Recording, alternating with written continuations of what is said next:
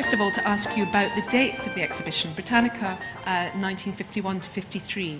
Why specifically those 3 years? It relates to very early conversations held with the department here in Selfridges.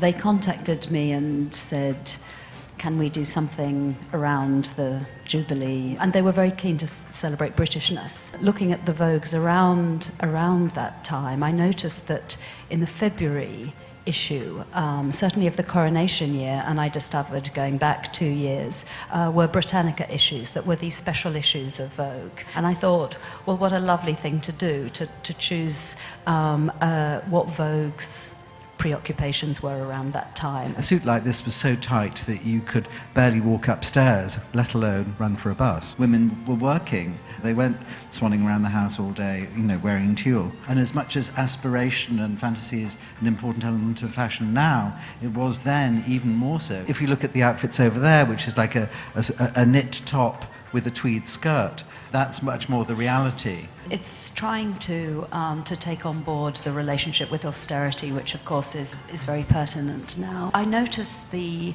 sort of greater presence of Vogue patterns and advertisements in the Vogues at that time. In the February of 1951, there was a Vogue patterns show at Selfridges. Women knew how to make clothes much more than they do now. It was a completely different era that, absolutely women made clothes. You could choose an easy pattern or a much harder pattern.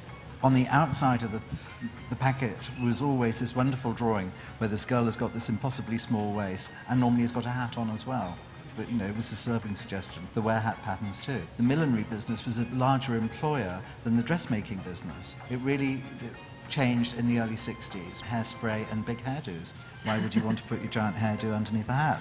This huge big clock emblem is to give a sense of the kind of hours of the day, and what we're seeing, of course, is a kind of morning look through the day into an evening look, and then your kind of ball at the end of the day, which of course all women have at 8 o'clock. A hat which was appropriate for 9 o'clock in the morning was very different for a hat which was appropriate for lunch. You'd probably want to start off the day in a felt hat. There's always sort of a slightly casual feeling about a felt, which is essentially the same shape as a pull-on beanie of today. Daytime, you'd want to have something which was more sort of formal or more structured, and you'd probably have a hat like this, which is essentially a beret, but with a very glamorous trim on. If she's dancing, she's wearing that, and if she's being presented at court, she's wearing this outfit. Looking at the issues of Britannica Vogue, I wondered whether it would be interested to do something in grayscale. Say, for example, pink is in fashion, how pink was used to colour otherwise grayscale pages.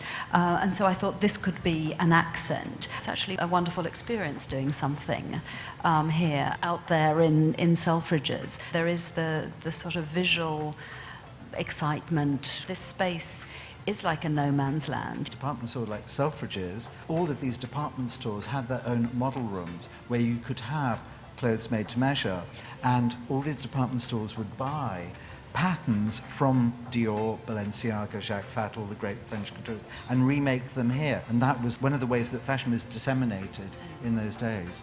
There was a number of really talented British designers. They produced eminently wearable clothes. And this is a Victor Steeble tailored day dress from the late 1940s, early 50s. The Vogue pattern buyer is aspiring to buy a designer dress. So she's looking in the window of Victor Steeble. We see in the windows, for example, in Selfridges, of people using the idea of the 50s or the Queen's silhouette or the Queen's hats as an inspiration for what they're going to be wearing at Jubilee weekend. Very well done to Amy and Stephen and Judith for a fantastic talk and a really wonderful exhibition.